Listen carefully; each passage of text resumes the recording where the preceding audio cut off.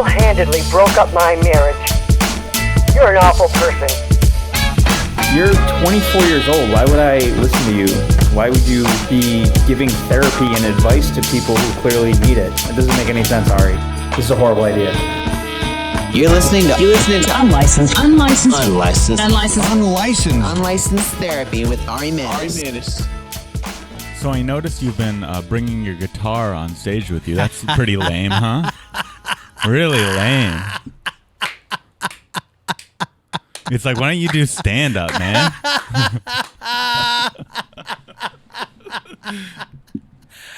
Oh, that's funny. You know why I appreciate that a lot? Because as a comic, like one of the things that as a comic you have to know, that if you tell another comic something that bothers you, or like something that you haven't really said out loud before, they're gonna bring it up. You did it almost immediately. Literally the first thing. Okay. It was a bold move, and I went with it. I appreciate it so much. As somebody who has 3 older brothers. I'm the oldest. You are? Okay. Yeah. So I grew up thinking and knowing, and also I grew up on the East Coast. So, like, if people didn't fuck with you, they didn't like you. That's the way it always was for True. me. Like, if nobody was teasing you or nobody was making fun of you, that means they didn't care. And indifference was the worst. So if you were getting fucked with in a certain way, people liked you. Yeah. So I appreciated that so much. So upstairs, I had noticed a couple guitars on your wall. You said I'm not that good. Anybody who hangs their guitars is better than I am. Okay, anybody who hangs their guitars, you hang them. That's purely a piece to get women to be into me. No. That's purely, I have guitars on the wall. It's cool. It's like an insecurity type of piece. Here's what it is. You hang them on the wall so people see them. So people say, do you play? And you go, nah, not really. And you're like, well, play a little bit. Okay, but I'm not that good. And then because you have options, you have the acoustic and the electric, right? So it's that, okay, I'm not that good. What song do you want to hear? Right? So don't. No, I'm the type, when a girl says, play something for me, I go, Yeah. You got to earn that. Yeah. Let me tell you something. I'm looking at you right now. You don't make a woman earn anything. If they're back at your house, you're juggling. You have to give them the $100 you promised them. Like the whole thing. How did you know I do that? $100, you don't come back to my apartment with me. So I had mentioned that recently I had started bringing my guitar on the road, and that I had fought it for a long time. And I'm not a good guitar player, but I've always, some things you stumble on that you're decent at.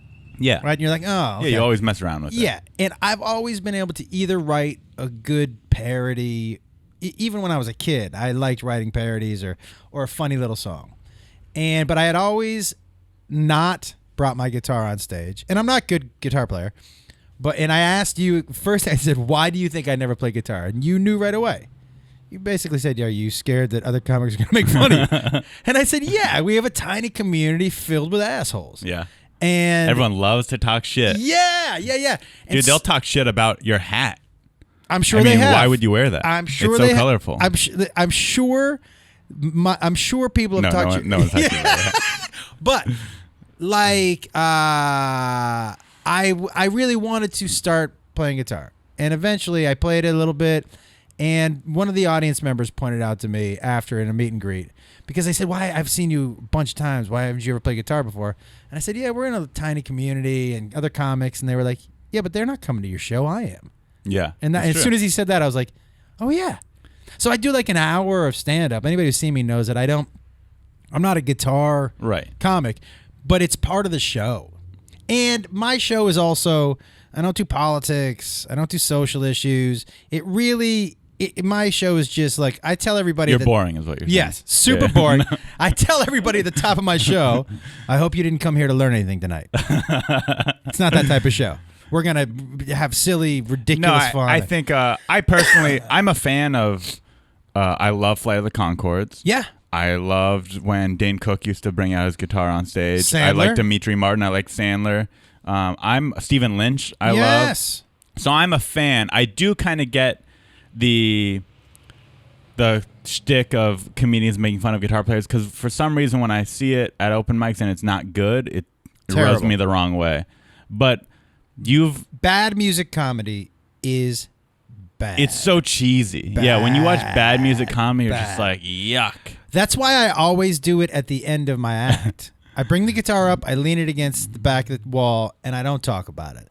I earn the respect of the people because I know, and I do ask a lot of times, hey, when I bring the guitar out, hey, when I brought this guitar on stage, how many of you are like, oh, this motherfucker? I always thought it would be fun to bring a guitar with me on stage every time, but then never touch it. I like just that. leave it there. Yeah. Every single time. I've done that before. I've done that. You forgot you put it there and then you just do your stand-up. Yeah, like, I do. I'm out of time. Yeah. I'm like, thank you for coming. Oh, the guitar. Next time. Come back next time. Yeah, come back to the next show. Yeah, a little teaser. Now, sometimes, man, I've had clubs call me in a night early, and they say, hey, will you do a late show, just guitar? Do the opposite of what you do. Do an hour guitar on the stool. And you're like, fuck you. Yeah. You don't like my stand-up, Yeah. you mother... But I have people come to that Wednesday night show and then come to the Thursday night show. Oh, then they can see two shows. Two different shows. Yeah, and I think, like you said, you've earned the right as a stand-up comedian to play guitar without someone going, oh, Josh Wolf, he's that guitar guy. You know, it's like you've done... Look, just Google your name. There's hours and hours of stand-up on the internet. Yeah, I think I've proven that I don't just do guitar, but I'll tell you something. It's my favorite part of my act. It's fun to mix it up sometimes. Much music fun. is nice. You know what I do? Moving. You know Sandy Danto. Yeah, I love Sandy. So Sandy comes on the road with me. Uh-huh. And so what we've started doing is he'll introduce me because a lot of times I'll just say 2-man show, just me and Sandy. Save the money. And I give Sandy the extra money. That's what I mean. Yeah. Save the So he'll introduce me, and we do 5 minutes of me punching up his set. I go try this line, and he'll go or we'll just fuck around, and we do 5 minutes of just improv. And he's great at that kind of stuff. So good at it. And we'll do 5 minutes of just improv, and you know what? It's really for me and him, just to have fun for you and him. But it's also fun because it gets the audience kind of just like they're friends with you, dude. As opposed to watching, oh, Josh Wolf. They go, oh, look at Josh Wolf's our buddy. Look at him, he's goofing around. Can I tell you something, man? We know what changed my career recently. I had plateaued really as doing stand up, and as far as people coming to see my shows. And what do you call it where you just never even get off your the career? ground? Yeah. You call it, I think they call it the Ari. Yeah, they are. Yeah. I like that. About 4 years ago, I decided I was going to get on stage and tell my stories and my jokes and talk to the people in the audience like they were my buddies. I'm going to go, I'm going to change my perspective. And I've always kind of done it, but was really specific in my brain. I want to be friends with everyone here. Everyone in this crowd, I'm talking to you like I would tell a story to my best friend. It changed the entire... Big change of the game. Yeah, man, because that's awesome. It was such a small little thing. But, like, I always make sure... Because that's really my vibe. My vibe is, hey, we're buddies, and we're just... Yeah. That's how I go about you're my a friendly life. Human being. Yeah. So I really wanted... And, dude, it was like... It's the best thing I ever did. That's awesome. Yeah, it was the best thing. Now, I think you should go on stage dressed like you're dressed right now. I have once or twice. It's scary each time. Yeah. But it's just a little What's test. the scariest I've never part? featured in front of a big crowd like this. But I've done shitty shows around town. Like if someone asked me to do a bar show on a summer evening that's hot and I don't care about the show, I'll definitely show up like this and go up like this. You should go tank top. You should go to those shorts, those shoes, tank top, and just like a tank top that has a surfboard on it, something like that. Really summery. Yeah, I think there's this stigma of comedians can't wear shorts, and I follow it because I'm a pussy. Yeah, and I don't wear shorts when I go on stage in front of a good show. But I don't agree with it. You shorts don't? No, shorts are comfortable. Why not be comfortable on stage? Wear shorts. Humans wear shorts on a hot summer night. If you're from Florida, right? No, I'm from Massachusetts. That's right. You just assumed I was from Florida? No, you know what it was? I saw you were playing Florida. on your website. You're playing West. I was looking Yes, at West Palm yeah, Beach. yeah. That's why I did that. Sorry. But Florida, really hot, humid summer. It sucks wearing pants in Florida. Yeah, but the thing about Florida inside is that for whatever reason, places like Florida, Texas, Arizona, they haven't quite figured out the right balance. It's 120 outside. And then freezing and You stuff. got to wear your fucking sweat.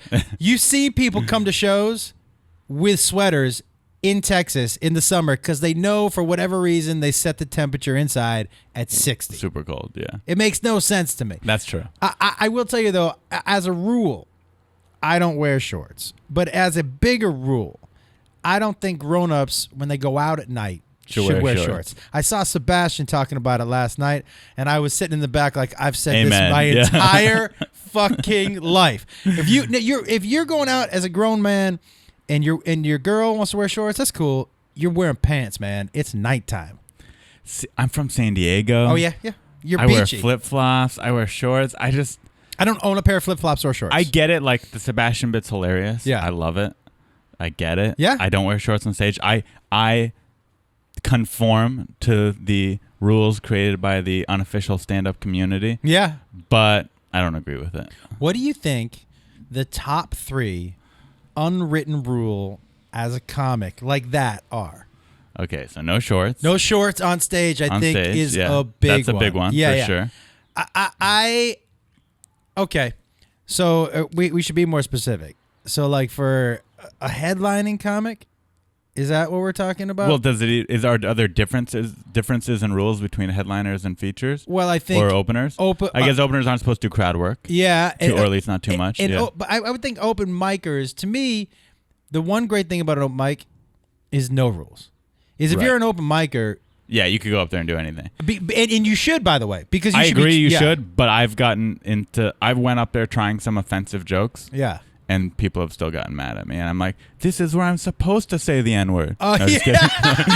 kidding. Let's say In messed up blackface. shit. Yeah. I'm not in blackface. I'm dressed as Ted Danson in blackface. So it's not really Yeah, me it's in not black. me. It's me doing an impression of Ted Danson in blackface. I you know what's interesting? I think the open micers, that's the part of the open mic that I miss the most. You could still do them. If Josh Wolf went and did open mics, people would get stoked. Yeah, but I can't really do whatever. The thing Right, about that's true. Yeah, the you can't. freedom Yeah, the freedom's gone. of doing whatever That's true. the They'd fuck. be like, Josh Wolf showed up to the open mic in blackface. I don't think that would You're go like, I over. thought it was an open mic. This is where I'm supposed to do this stuff. Okay. Unwritten rule for sure, no shorts. Yeah. I would say this as an unwritten rule also as a well, maybe not. So I've always thought this, that as a headliner, if you really want to keep control of your crowd, an unwritten rule is you never do a shot on stage. Interesting. And I'll tell you why. For me, yeah. Unless it's at the end of the show Okay. with the crowd, you do a shot at the top of the show. And I learned this early on. They're going to keep coming. They're going to keep. Oh, I see what you're saying. They're going to keep coming. And try not doing a shot that the crowd sends up. Oh, yeah. They're going to boo you. You can't go on with your set because it's going to be like, do the shot, you pussy. Shoot the bucket. Do the shot. I threw up on stage in Baton Rouge. Okay. So they sent up. I used to drink Jägermeister, or what are those? What's the Jägermeister and Red Jaeger Bull? bombs. I used to drink those all just nonstop. So, and I don't drink anymore as a rule, just because I make bad life decisions. Oh, you're completely sober or off drinking? Yeah, I smoke weed all day. Right, every right, day. right. But I just make bad, like, anything that I can think of in my life where I'm like, man, I shouldn't have done that. I was drunk. Like, Yeah. all the bad decisions in my life, probably right before I did it, I said something like, hey, hold my beer.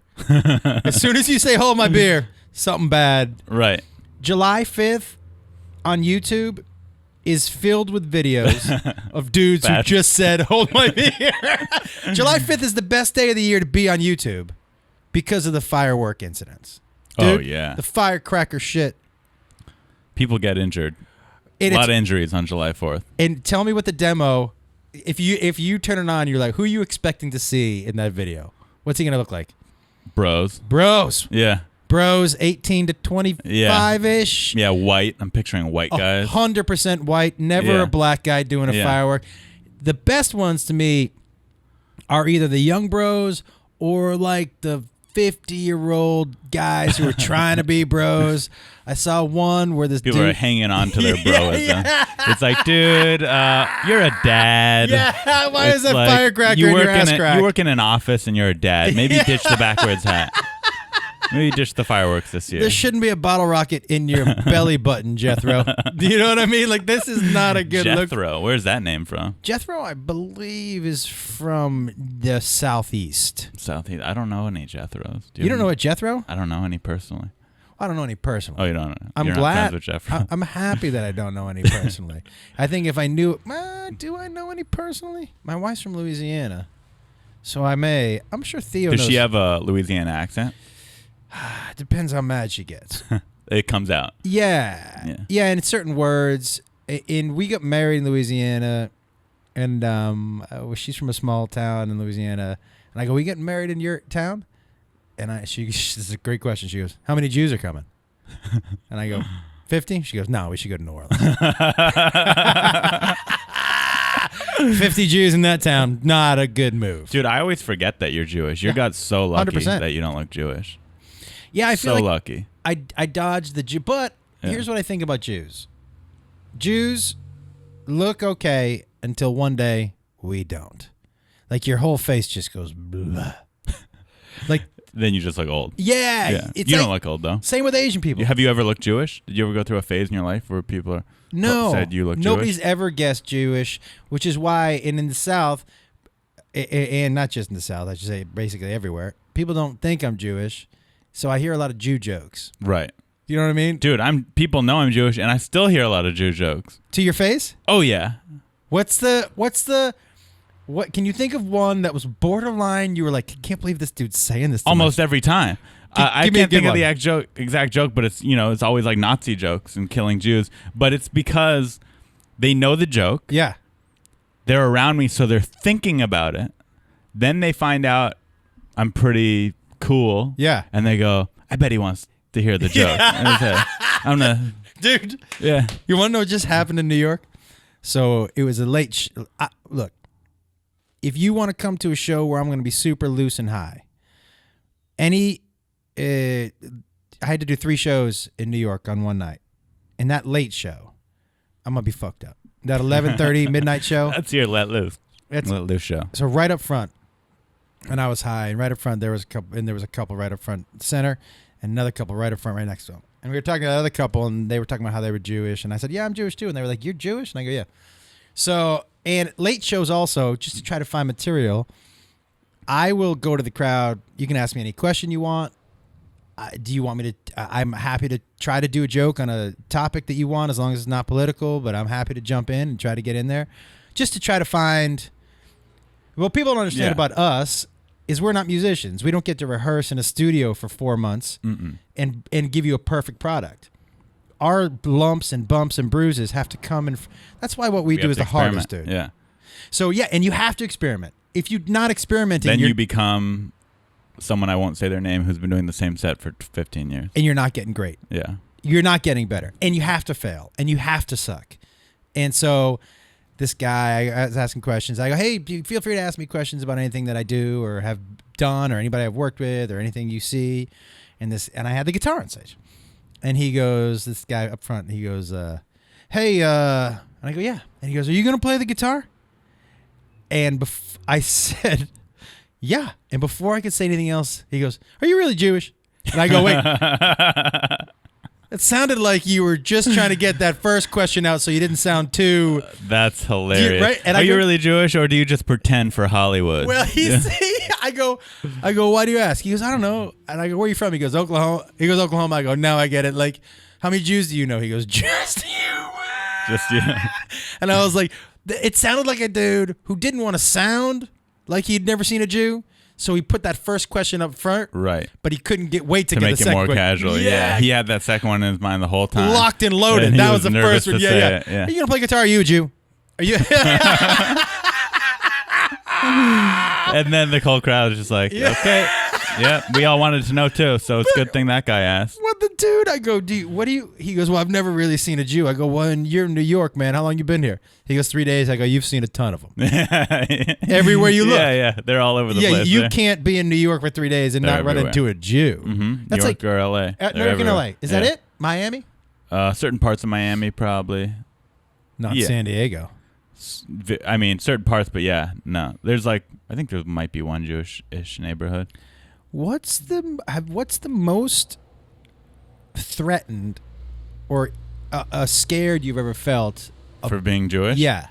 I have a couple. I went to a military school, high school in Roswell, New Mexico, and I think I was the only Jew in that whole city, probably. Yeah, why did you get sent to a military school? Me and my parents didn't get along. I was a naughty bad boy. Were you bad? I wasn't really bad. Like, on paper, I didn't break any laws or anything, but I was disrespectful and I didn't like authority. So I would say to my mom, like, fuck you, bitch, you're not the boss of me, shit like that. Yeah. At what age? As long as I could remember. Oh, I have a bunch of questions. You mind if I ask? Sure. Okay. I'm going to ask first, what was the final straw where they were like, fuck it, we're sending them away? It was kind of those things. It was one of those things that kind of came up a lot, but never, there wasn't like a final straw. It was me going to high school and it came up a lot before that. Just a threat. And the funny thing is, when they would threaten it, my response was, good, send me to military school. Anything will be better than being around you. Were they bad parents? They weren't. Not bad, but they you know weren't what I mean? bad, but she had her issues. My mom, it was mostly between me and my mom. And she definitely wasn't perfect. Was she but she was trying. I'll say typical that. Jewish mom? Kind of typical Jewish mom, but she had problems with her family. She was very overbearing, very strict, too strict, and just was trying to figure it out. That's all it was. She was trying, but she didn't figure it. She's not the best at things. And do you think the military school ended up being good for you? Yeah, I don't regret going. What do you think? Where do you think bad Pat? Would you be a comic if you hadn't gone to military school? I couldn't tell you. I've always liked comedy even before military school. Loved stand up, been a fan. Never really thought about it, but then in college, here's what I think. I went through a really bad heartbreak, and if we didn't break up, I don't think I would be a comic because I would have been too happy to. Why would I do stand up? My life's so good, but I was in such a dark place. You jumped in. That I jumped in. Wait, and do you have a better relationship with your parents because you went, or are you more like when you came back, you were like, okay, so she's gonna be who she is, but this is how I'm gonna change it? I don't know if military school. I don't think it fixed our problems, but what it did was I no longer lived with them, so I only saw them in small doses, and we're much better. Me and my family are much better if I see them for a weekend as opposed to living with them. So I haven't lived with them really since I was 13. And since you were 13, that's when you went? Yeah. And so you did did 5 years. And then I went to college. I did 2 years there. Then I came back, but wasn't really at home. And then What do you mean? Like I would I was junior, senior. I would stay at friends' house all the time, girlfriends. I was working. How come you didn't complete the military high school? So I did the 2 years there, and I planned on going for all of high school. I came back one summer, and I was 15 or 16, working my first job. I was teaching surf and tennis at a camp, and I was kissing one of the other counselors there. I was hooking up with this girl first time. His name was Helen. His name was Helen. So me and Helen were hooking up. It was my first girl I'd ever been with, and I was crazy. Yeah, it was awesome. And so I was always gone. Boobs. Small boobs, but good body. No, but did you get to touch the boobs? Oh yeah, sucked her boobs. I got 5 blowjobs from her. Yo, by the way, let's just put a pin in this, and you, if you have a good memory, did you see the video of Luis Gomez blowing Robert Kelly? No, I did not. Full on. What? He must have lost a bet or something. Full on blowjob in front of a crowd. Pull it up. He put his actual penis. Pull it up. What? There is YouTube? It was on Twitter this morning. Twitter? What? Did they post it or someone else? It was from It was from the crowd. Live crowd. Luis Gomez blowing Robert Kelly. Those guys are crazy. But I'm not sure. Like, I didn't do enough of the deep dig to find why. But he must have lost a bet. But it was a real blowjob. Dude, Dude, like he had done it before. Did you find it? I'm trying to find it. It Robert Kelly. Maybe Robert Kelly didn't post this. Maybe Robert Kelly wasn't as proud as the dude who. He wasn't. Do you want me to? It's. Yeah, you try and find it. I'll try to. It was, dude. I was to say. I mean, blown away probably isn't the right word. But hold on, where is it? Luis Gomez now. Was it? Oh my God! Why can't I? I'm so bummed. I wanted to retweet it, but maybe I was too disturbed to do so. Wonder if they deleted it. No, it's somebody else's. It was a retweet. I'll find it for you, man. Here you go. Oh my God. There you go. What am I watching? Oh my. What the? He's done that before, right? I mean, he's full on. He's cupping the balls. Does it get hard? You know what? That was like. I have to finish it now. I thought the same thing. I think it's getting hard. Yeah, he's doing the ball work. Yeah, he's doing the ball work. I mean, what did we just watch? That is commitment and bravery like I've never seen. He has to be kind of gay, right? He has to be bisexual to commit like that. Let me ask you a question. Is commitment and bravery? Is that the commitment? If he's really straight and didn't enjoy that for a second, because to me that would I would be like a horrific experience to have to do that to a man. A couple things. I need to know what the bet was, and I didn't do enough deep dive because I just saw it before I came in here. What could the bet have been? I've made that bet with a man and lost and still didn't do it. Yeah, I reneged on my bet. That's my point. My point would be like, hey, so I didn't think I was going to lose, and P.S., I wouldn't have let you blow me either. Right, yeah. Do you know what I mean? Yeah. I think they're both wrong. I think Robert Kelly should have been like, hey, man, so not for real. You know what I mean? I can't believe they both committed to doing that. That's crazy. Who? Okay. Like their parents are going to see that. Yes. Their future wife. Yes. Let me ask you a question. And I bet you there would be two different answers to this. Well, no, probably not. I was going to say, what's worse? The dude who loses the bet and just follows through on it and does the blowjob, or the guy who gets hard? But it's I don't think I would never want a man to blow me. Right. But Here comes the butt. If you get a blowjob like that, yeah. I wonder if I'd get hard. So I had a friend of mine in Mexico. He was picking up a girl at a bar. We were in Mexico. We were in college. And we all knew it was a dude. And we kept telling him, hey, man, you sure you want to go through with this? No, none of us wanted to say it's a dude because when my friend was like, we got to tell him, I was like, no, it's pretty funny. If he really doesn't know, he's going to find out. Yeah. And we should just be waiting outside the hotel because we want to see his reaction. But we did gingerly be like, so this is your girl? And he was like, yeah, he was fucked up. Yeah, man, she's hot. She wants it. I'm like, okay. I go, what's the plan? Oh, my God. And he goes, we're going to go back to the hotel. I'm never going to Mexico with you. And I was like, because I go, she's a hooker. He's like, I don't mind paying. I go, okay. Progressive. I like it. So we wait outside the hotel. Because here's what we're picturing in our heads. He sees him. And she runs out of the hotel and he runs out after. Right? I want to see the bang. And then 2 seconds later the door come out. Bang! Right? I want to see the whole thing, right? I want to hear the scream from I want to hear everything. So we're sitting out there. Giggling like fucking school children. Holy shit. Oh my God. Drinking and giggling. And because they're at one of these hour hotel things. So waiting. And all of a sudden we just see her walk out. Casual. Walk out. Huh. And then maybe 10 minutes later, 10 minutes, he walks out. He walks across the street. Clapping his hands.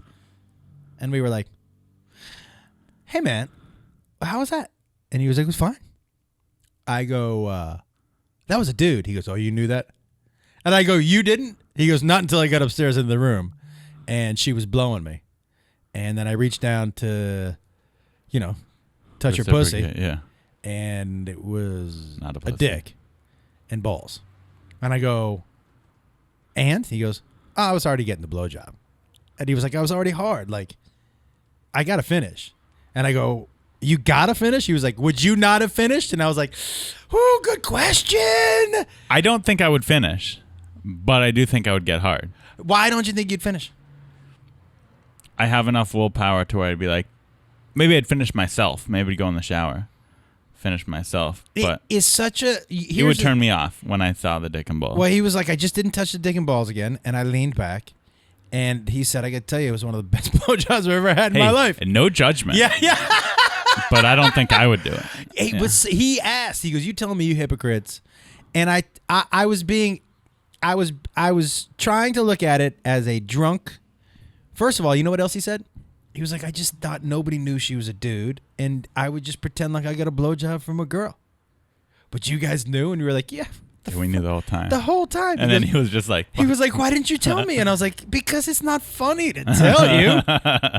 But yeah, man, he went blowjob. Good for him. Yeah. He gets to come. You guys get a laugh. You get a good story. It was across the board. But that That guy has a daughter. Which one? Lewis. He does? He has a daughter. A child. How old? I don't know the exact age. I'm guessing like 10 or something. By the way, he wasn't there was another guy on that panel that blew another dude. Oh, that was the second male-to-male blowjob of the evening. Yeah, somebody had lost a different bet. What bet? Okay. I give them props. At You the do? end of the day, like, that takes commitment. Commitment. That yeah. Don't say bravery. Don't say bravery again. Okay, it takes commitment that I couldn't do. I couldn't do that. If I wouldn't suck a girl's pussy on stage if I lost a bet. Yeah, but here's the deal. Like, I agree with you. Like, first of all, I need to know what the bet is.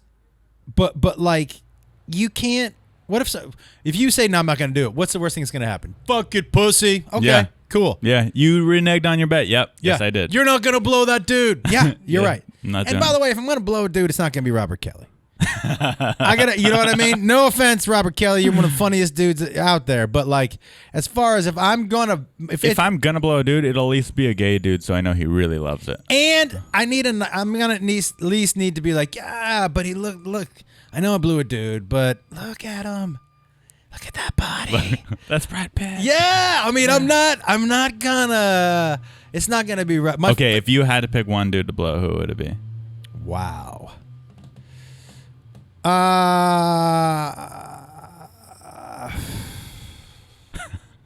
Okay.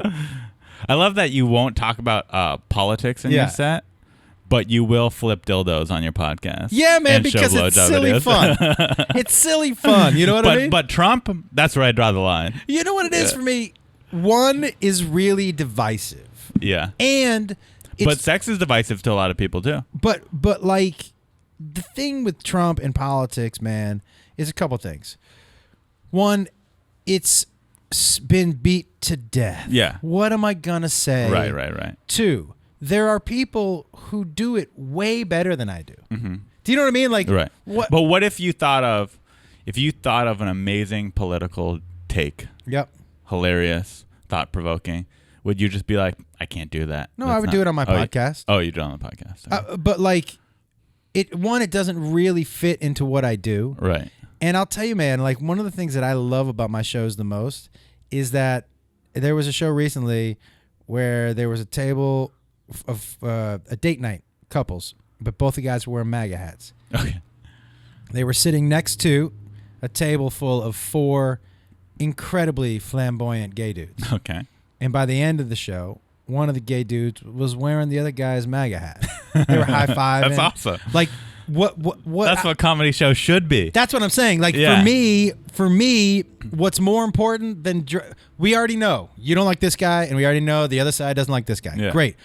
What else am I gonna? Do I need a bunch of sycophants in my crowd just to be like, we agree with what you say? Right. That doesn't. But you know what I think does help? To show people that, like, you know what we used to do? We used to just get together. I like you, you like me. We have some disagreements, but we're here together. Yeah. And It's true. right? So I look at the crowds. This is what it used to be. We left politics and everything else at home. Yeah. We didn't bring it out into public and decide you hated somebody. Right. Right? And so That's mostly, I feel like, in these bubbles though, like in these city bubbles where people will not hang out with someone for liking Trump or something. But in middle like, America, they all get along. I think more so. It's you stay in your bubble no matter where you are. Yeah. Do you know what I mean? Like Yeah, you it's stay in your bubble. Those of us who travel, I'll tell you, I remember coming back during the elections, and my wife kept talking about Hillary and she's gonna win. I'm like, That's what's funny. I'm out there. I didn't go on the road during that time, that year, for not very much, and I was convinced that Trump had no chance. I was out there, and I would tell you what I was doing at the beginning of my act, just almost as a social experiment, is I was telling a Hillary joke, a Bernie joke, and a Trump joke. And, the Bernie joke was my favorite one, super silly. But no, only half the crowd. I always was like, doesn't Bernie Sanders kind of look like every bad guy in Scooby-Doo when they take the mask off him? It's old man Sanders, right? He wasn't really a goblin. And so I used to make me giggle. But I would tell Hillary, Bernie, Trump. And Hillary jokes crushed. Yeah, no one liked Bernie it. jokes, people. And the Trump jokes, especially in certain parts of the country, just were not landing. And I would talk to people in the meet and greets. And they were like, he's going to do great things. He's going to do great things. Or they'd make fun of Hillary. He's going to do great things. Yeah. And I was like, oh, no. Right? And so I wasn't. But you didn't once have the thought, oh, maybe my fans just like Trump. No, because there were people who were just like, it depended on what part of the country we're in. Oh, yeah. I just knew it was going to be closer than people thought it was. That's all. And it was. Yeah, oh, boy. I didn't know he was going to win, but I knew he had a long line of, it was people that had never voted before or hadn't voted in a long time. So they weren't showing up in polls and shit. Okay, so we avoided the question. Yeah. Whose penis Okay. would you suck? Okay, so one, it would have to be a good story. Right? No. Let's pretend like you have to do it. That's the what I'm saying. story's over. You have to suck the dick. Right, Story but- or not. Right, but I'm going to pick somebody who's going to be a good story. Oh, got it. Okay. So it's automatically going to be Famous. famous. I'm going to pick celebrity. somebody who I think would probably come pretty fast. So a gay guy, or how would you know if they're going to come fast? Okay. Here's who I'm not going with. I'm not going with a rock and roller because Right, they get a lot of blowjobs. They're desensitized. yeah, so their they do blowjob drugs. takes an hour for them to come. Yeah, good call. You know what I mean? So I need like a comic, probably up and comer who's Like a nerdy guy. Yep. Somebody who I think Doesn't get a lot of action. Yeah. Would get a little too excited. or might be a little, but also I want a good story. So like Mark Zuckerberg. Yeah, maybe you get a little money. Yeah, maybe a little you get money, hush money. a little hush money, Yeah. something like that. Something where there's a decent Bill Gates. Bill Gates. He's never had a He's career. older though, so he might take a while too. Now, You he's just gotta- probably what in his 60s now. You just gotta jam that prostate. That's That's true. Yeah, there's tricks. Yeah, that's true. You Yeah, know the but tricks. something like that where there might be a good. Oh, maybe the what'd be a great story, the fucking Prince of Saudi Arabia. Great story. Because he'd go back to his country and be stoned to death Yeah. for his homosexuality behavior. Yeah, it would actually be a pretty Get him decent. killed. Sully Sullenberg, the guy who landed the Who's Sully the guy who Sullenberg? landed the plane in the United Planet. Oh yeah, give him a reward. Maybe a little you've congratulations. always wanted to thank him. Yeah, a little and congratulations. Show his appreciated. True American hero. Yeah. Do you know what I mean? Buzz Aldrin. There's a lot of guys you have to that you're gonna have to do this. I said pick one. You picked 10 guys. I'm just trying to make my list and then I'll narrow them down. You know what I mean? Smart. So yeah, somebody who's a good story and could be fun. Like, And then you'd make it a new 20-minute story. right. Yeah. It would have to be funny. Like, Ryan Gosling isn't funny. Maybe it's too easy, right? That's like a hack. Yeah, A hack answer. exactly. Brad Pitt, Ryan Gosling. Too Yeah. easy. Obviously you'd suck their dick. Too easy. Yeah. I want a good story. So because I'm gonna make, because it's gonna be my closer. You know what I mean? It's gonna be my closer. Thank you guys. I'm gay. Good night. Who you picking?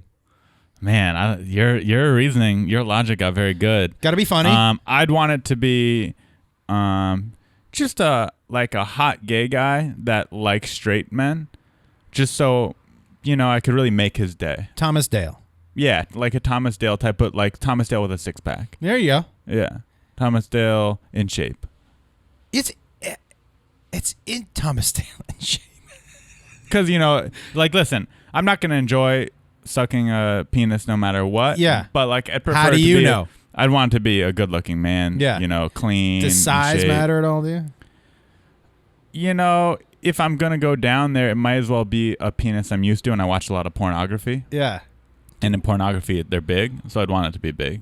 I like how you said pornography full word. Porno? Porn. Porn. What's your category? I like storylines. You get the fuck Yeah, out of reality, stepsister. You're my friend's the hot only mom. guy who's left who does the storyline. I don't like professional. I think I like a only lot of amateur. people. A lot of people still must like them because they're made. It's true. A lot. But yeah, not that many people I meet. I go amateur. I don't even like the professionals. But you know what? Honestly, I don't know if this is an issue with me, but lately I've been not watching porn. Yeah. And I've been sexting girls. That's been my. And you jerk off to sexting? Yeah. When you say girls, how many? Just like the one or two that I'm talking to. I missed this whole dating app, sexting, sending dick pics, Yeah, so I do a lot of like the Snapchat, Instagram DMs, that kind of stuff. But isn't that risky? Well, it's consensual. So it's like No, when I send my dick pics, Yeah. If I do, it's like they go away after a few seconds. Can't they screen grab it? They could, but then I get notified that they did. So And you're like, hey, why are you screen grabbing my dick? what are you doing? And I'm not in the photo with the dick. My face isn't in it. So I could be like, I don't know who that is. It is in today's because Yeah, but it's a little risky, and that's part of the fun. Yeah. It's a little naughty. But say, I don't know how this would happen, but say you become successful. Yeah, I don't know. That's not happening. What happens when people are like, I got Ari's dick right here? How many people are going to say I got a picture of Ari's dick? As far as I know, none. But let's say some of these girls are like computer hackers and they have a screenshot without me knowing. Yeah. Or they got another phone and took a picture of the phone. Like maybe that's something they can do. How many is it insulting a little bit that nobody's screen grabbed your dick? Is that a little insulting? I'm that grateful. Nobody's like, I build up a little trust with them first. I like to think that these girls and I have a mutual trust. They don't want me taking pictures of them. How many different girls have pictures of your dick? I really think none. I really trust that none of them screenshot. How many different girls have you I sent Yeah. in my life? Yeah. Lost count. What? In my whole your whole life? I've been I've been sending dick pics since I was 17. Am I showing my age here? You I'm don't 29. know. You don't know how many dick pics you sent her? Countless. Yeah, countless amount of dick pics. Blows my fucking mind. You don't know how many, and you think all of those women are just like, yeah, he's my friend. I'll never show anyone this dick pic. I do think that, but even if they did, my face isn't in it. But you can It's not see that where big the of a dick deal. pic comes from, right? It doesn't say like from Ari Manis. Or maybe it What if it does. says it on your dick? I mean, girls who have seen it would know. I know that freckle anywhere. I know that vein line. Vein line. You don't have a vein on your penis? I have a vein. I've never heard of it as a vein line. It's just a vein. Just a vein, but it's like that vein track. I don't know. Wait, I'm okay. So give me a ballpark. How many dick pics you've sent? Okay, well, I know how many women I've slept with. You do? Yeah, I have a list. No, you don't. Yeah, I have a Google. It's on a Google document. What's the file folder under?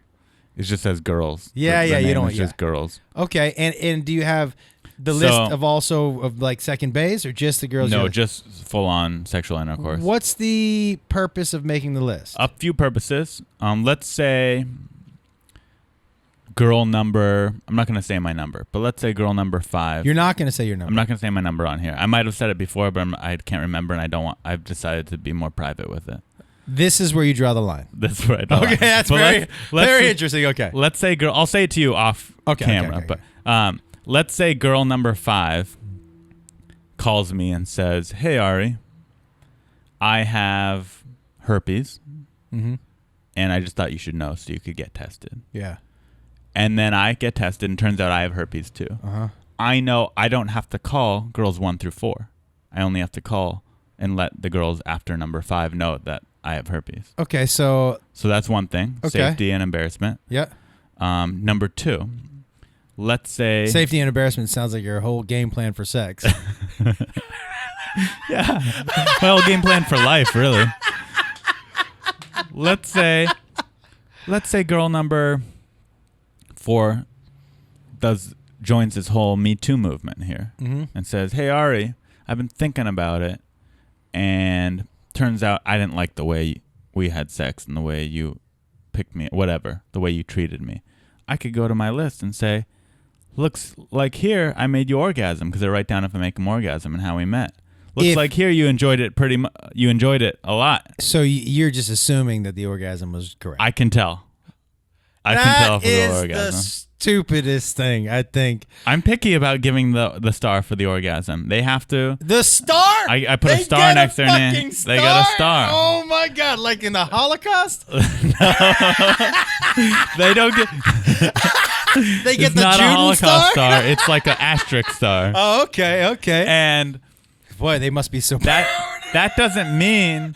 Wait, let me ask you something. When you put the star, I picture you sipping a glass of scotch. Yeah, I'm gonna go put a star. You slip the glass, you take out your scotch, you got a fucking stogie, and then you just by yourself, but you pretend like everybody's watching. You're like, star. That's putting a lot more effort than I put into anything. I've never had a glass of scotch or a stogie to celebrate anything in my life. Me neither. But I like maybe if I add this into a movie one day, I would do it. Do you also tell number 4, hey, I understand that, but guess you know what? It's never happened. Yeah. I should say that too. No girl has said that I've made them uncomfortable. But I'm just thinking, what if? Okay. So I write down some details. How we met, if they orgasmed or not. Because then if she's like, I didn't like the way I treated, I go, well, according to this, yeah, you didn't orgasm, so maybe you didn't. What percentage on the list get the star? It's less than 50. And by the way, the star doesn't mean that I made them orgasm all the time. It could be we've had sex 100 times, I made them orgasm once. Yeah, man. They still get the star. Yeah, you're generous. Yeah. Yeah. So that's all the star means. But they get 2 stars if I made them orgasm consistently. This is like a movie rating. Yeah. They get 3 stars. 2 stars if they very if much I liked the enjoyed plot me. twist, and they, wow. And so, what's the most stars you can give somebody? 2. And how many people have 2 stars? What percentage? It's very small. I don't remember the percentage, but not a lot. I think I have girls enjoy sex with me. Yeah. I think I'm a generous lover and I like to please. I'll give myself a rating too as a lover. But I don't last a long time. That's my fault. Yeah. So I'll give myself 6.5 to 7. What do you think your 10. strong point is? I think I have a nice penis, and I think I like to make them feel good. So I like to feel what they're into. Do they like it soft? Do they like passionate lovemaking? Do they like it rough? Yeah. And whatever they're into, I'll accommodate them. Yeah, I put myself around that 6.5 also. I you know what I love, but it always made me laugh about rap songs in general. So everybody's got a big dick and fucks for 3 hours. Is that every rapper? Well, rappers they're black. But every rapper fucks for 3 hours and gets the yum yum. I think black people are better at sex. You think so? it's more ingrained in their culture that they need to have a big dick and be good at sex. So if they don't have a big dick, they need to make up for it. And even if they have a big dick, they want to be good at sex. Okay. And then also that saying, once you go black, you don't go back. Yeah. That comes from somewhere. Okay, let me ask you this. That isn't just stereotypes come from somewhere. Is it more disappointing for a woman to meet a big, tall black guy at a bar and have him have no penis, like a tiny dick, Okay. or to meet a guy, because there are a lot of guys like this in Hollywood, the nice car, but you get in the car and you're like, let's go back to my place, and it's like a studio. Studio apartment? There are a lot of guys who are car poor.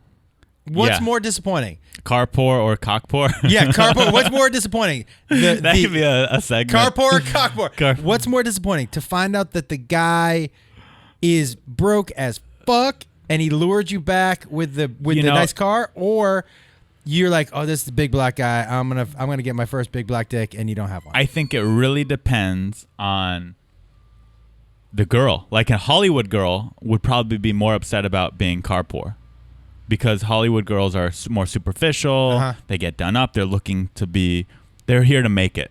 The average Hollywood girl. But if you go to Oklahoma and they go to your studio apartment but get dick down real good, yeah, they're going to be content and happy. So in LA, I would say car poor is more disappointing. Yeah. But that's average interesting. America, they would be more disappointed by the dick poor. Cock poor. Yeah, because I think if you're assuming what's coming with the large black man, which is there was a guy in my high school who nicknamed his dick the Crippler. That wouldn't be attractive if I was a girl. I don't know what it was like. Maybe it would be. I don't know what it was like in your high school. People ask why guys. My high school was mostly men. Oh, that's right. And what was the shower situation like? Was communal showers? That's but not. It was separate shower stalls, so I wasn't showering right next to you, or I was, but there's a divider between us. You grew up. They had gotten a little smarter. When I grew up, it was a prison situation. In like PE class, you mean? Yeah. Yeah, I had that in PE class. You just throw girls. I didn't shower during PE class. No. I was too self-conscious. It was a giant. It was a prison. It was a prison. Like, they wonder why we grow up animals, because they're like, hey, go shower with all the other dudes in a 4x4 box. And some guys, they have a full bush and a big developed penis, and they're like, yeah, no problem. Me, I didn't pass through puberty till I was 14, 15. So my freshman year in high school, I had no pubes. No. Yeah, so I wasn't showering with guys. Okay, wait. So when did you lose your virginity? 17. Is that late? I think that's like average. Yeah, I think it's average. Yeah. How old were you? I think 15. 15. But also, again, I could have lost it earlier potentially if I went to a normal school. Yeah. But I went to high school with 90% men and then 10% of girls. Most of them are lesbian. They were butch military girls. They beat you up? Could they? The girls? Yeah. Some of them could be, probably. Oh, you know what? Your question never answered. So was there overt anti-Semitic stuff at your high school? Oh, yeah. I mean, there was some people who definitely said anti-Semitic things, but it was, looking back, they weren't actually anti-Semitic. They were horny, pent-up teenagers that were taking out their anger on someone that they've never met a Jew, and they were just, it's something different. I bet you if I met them now, they wouldn't be like, fucking hate Jews. Isn't that interesting? Like, someone could call me a kike and have it not bother me, and someone could call me a kike and have it bother me. But like, as somebody who's heard a lot of anti-Semitic stuff, sometimes it's easy to differentiate between the harmless people. It's all about intent. Yeah. Yeah. It's like if someone's a skinhead and that would be, you'd be like, oh, I got to get away from this person. Or if somebody, just like the people come up to you after your show who are just telling Jew jokes because we're comics and they think it's funny. Yeah. Those people to me are like, they're harmless. They're trying. They have no malicious intent, and they're trying to connect in a way. They think that we're a little off. It's the same thing when someone tells you just regular bad jokes. Yes, you meet someone, they have 5 jokes that they tell to all their friends that they think are amazing, and they go, "You got to hear my jokes," and you're just like, "Yes, all right." And because we're Jews and comics, they think that they're going to want to hear a Jew joke. Yeah, and sometimes I do. And sometimes when you have a swastika in your forehead, I don't. I don't. Yeah. It's one time I was opening for Pauly Shore, the Weasel. Yeah. And I do my set, and I don't think you might have seen me do 5 minutes, but you haven't seen my full set. I don't talk about being Jewish in my comedy. My name's Ari. I have a Jew fro. People know. Yeah. I don't need to talk about it. It's like Louis Anderson. We get it. Yeah. You don't have to do any fat jokes. Yes, it's not what I never grew up identifying as me. I've always felt more of American than I do Jewish. I don't believe in God. I'm not like a religious guy at all. Culturally Jewish? Like, my family's Jewish. My name's Ari. I was bar mitzvahed, but I never... That sounds like the beginning of a Maury show. I hate synagogue. I hate organized religion, period. Yep. So I don't identify as it, if that makes sense. Yeah, it totally makes sense. So I don't talk about it, but I do the set, and a guy comes out to me after the the show, and he goes, "I loved your Jewish jokes." And That's all he was thinking when he was watching. It. yeah, Jew. and he meant it. It wasn't Yeah. like trying to be funny. He meant it, and I just was like, "Thanks, man," and I kept moving. But Have you ever done a show where someone comes up to you in the meet and greet and they're like, "I love that joke," and they talk about a joke that somebody else did on stage? yeah, that's happened to me. And you're like, "Yeah, that wasn't me, but thank you so much." Yeah. I'll tell him when I see him Yeah, that you yeah. like his act more than mine. Or this, people do, whether it's to me or someone else, but I'll be standing, it'll be me and the host or whoever, multiple comics on the show, and someone will walk straight up to me or the other person and go, "You were the best, man. You were my favorite." Yeah. And then they'll see it and they'll go, "You were good too." Yeah, it's a tough one. Yeah, and you're just like, thanks. When you travel now with Theo, Uh-huh. because I used to open for Larry the Cable Guy, Oh, that's cool. and I opened for Chelsea, Okay. and both great experiences and different, but they were both super respectful of me as also being a comic. Right. A lot of people you open for will be like, empty theater, just get out there. Uh-huh. And so they were always, and I know Theo's respects you as your process and all that Definitely. stuff. I mean, there's been a couple shows where they're running late, and then they're like, it's 20 minutes late, and he's like, "We got to start," and they're not fully done seating, but I understand. Yes, Yeah, totally. I'm like, at the end of the day, I'm his opener. I got to go do it. But what's I tell you, it was interesting opening for Cable Guy, man. First of all, what a generous dude. Second of all, a joke machine. Meaning he's constantly writing new jokes, or just that's his style? His road manager counted his jokes, 379 punchlines in one set. Wow. And my brother was like, "I'm not going to that show. I'm not going to laugh." I'm like, "I'm going to tell you something You'll right now." laugh. Yeah, it doesn't matter who you are. Doesn't matter if you're black, white, redneck. 100%. Yeah. I tell people all the time. I agree with You that. go to Cable Guy show, you're not going to laugh at every joke. It's impossible. You're going to laugh at 50%, which is still 180 laughs. Look at Cat Williams. Yeah. You'd think, oh, his audience is going to be all black. No, it's not. White people love him. He's Genius. hilarious. He's Yeah. a genius. But so I remember I asked Cable Guy first time, super nervous. We were at the Ryman Theater, Ryman Auditorium in Nashville, have you been there? Not that I know. The Ryman is beautiful. It's Nashville. It's like, got a ton of history, Yeah, and I I've was been super nervous to be there. And I said, what are the rules? He goes, "Don't say fuck. Don't go over 25 minutes, and that's it."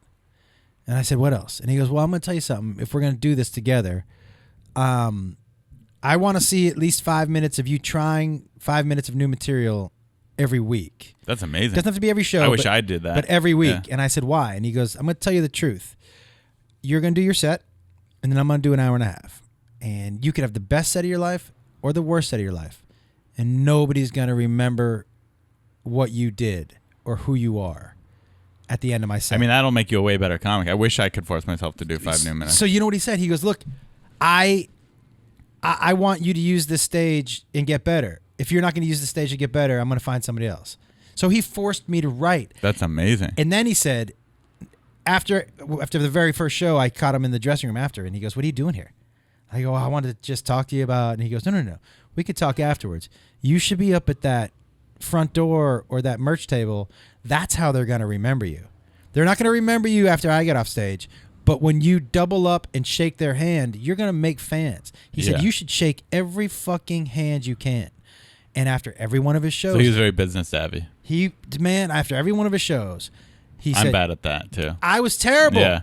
But he was right. I still yeah. have fans who remember me going up to say thank you and shake their hands When you were opening for when those I was people. opening for Cable Guy. Yeah. That's awesome. But he was so amazing, man. He was so cool. And just to watch his process of that many jokes. Bang. Is he still tour? Yeah. Yeah, that's cool. We did he sold 53,000 tickets. We did a show Amazing. at a stadium. And the only reason he didn't sell more is because half of the stadium was shut off for the stage. Right, because you can't have people behind you. It was bananas. Yeah, Theo's only rule for me is don't say the word pussy. And Really? I broke it a couple times by How mistake. come the word pussy? It slipped out. He doesn't like the word pussy. Is that right?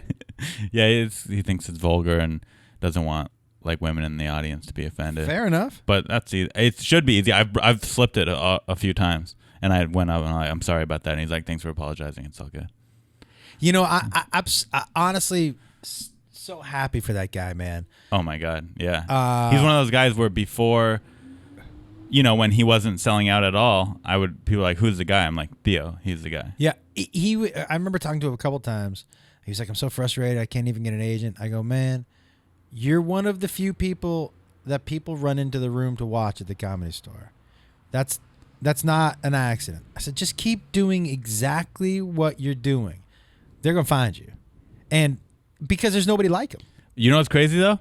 They didn't really find him. I mean, they did. He had an agent and manager, but like, they didn't really find him until he was sold out on his own. But that's what I mean. The people found him. The audience found him. That's what I mean. The people will find you. The people will find you because you're funny, and they find funny. Yeah. They find it, man. They love sharing. People love sharing the unknown person. You got to see this thing. That's what just happened. That's what just happened to me. That I put out a story about my best practical joke ever, right? Which was a story. How do you make your stories so long? Do you just try and think the most details you can of the story, kind of write it out with the most detailed version you absolutely can? So the first 5 to 7 times I tell the story, I tell it exactly how it happened. Mm-hmm. I don't add any jokes. I don't try to force any funny because I want to find a couple things. Mm-hmm. I want to find which part of the real story works because I think truth is always the funniest. Yeah. Because you're selling truth. Right. And then I'll say, okay, this needs a punchline here. This is a lull here. Yeah. And if I can't add and then I try to add a punchline like that's like blah blah blah. Right. So I don't have to change any of the truth. Right.